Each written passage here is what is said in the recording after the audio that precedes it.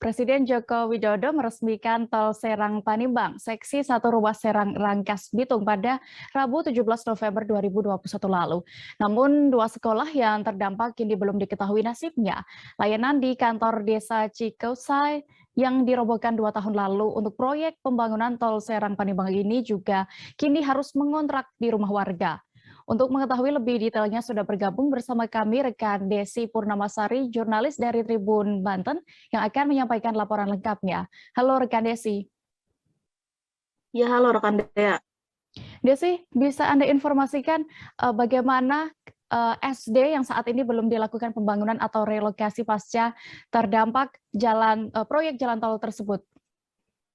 Ya, baik rekan Dea.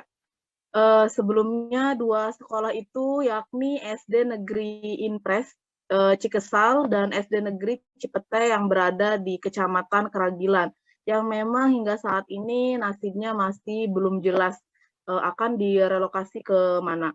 Namun dan dua sekolah lainnya yaitu SD Negeri Cilayang Duha dan SD Negeri Seba.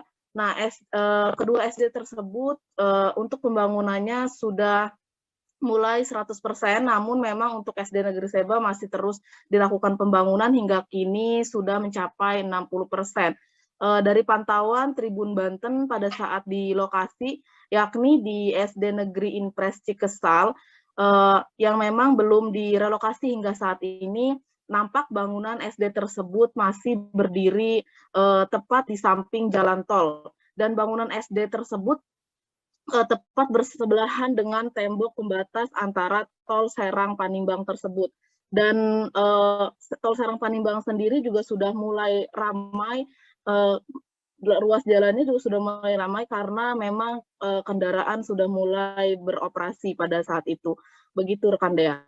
Lalu kenapa hingga saat ini belum dilakukan pembangunan kembali dua SD yang terdampak tersebut?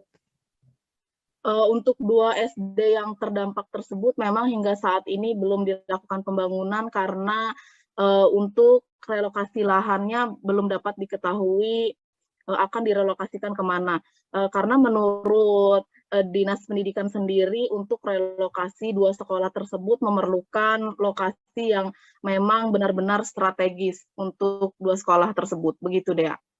Lalu Desi, berdasarkan informasi yang sudah Anda himpun, apa yang menjadi kekhawatiran dari orang tua murid terkait hal ini?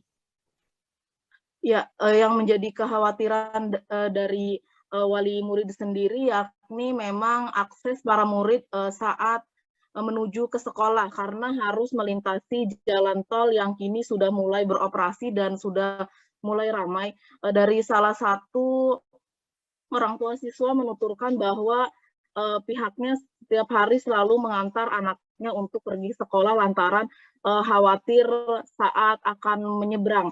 Ia pun menuturkan bahwa memang setelah diresmikannya jalan tol ini belum juga adanya kepastian tentang relokasi sekolah. Bahkan dari salah satu orang tua murid yakni Mutinah mengatakan bahwa dirinya memang merasa khawatir pada saat anaknya berangkat sekolah dan ia pun meminta pihak Dinas Pendidikan maupun tol untuk segera melakukan relokasi atau membuat jembatan penyeberangan. Begitu, Dea.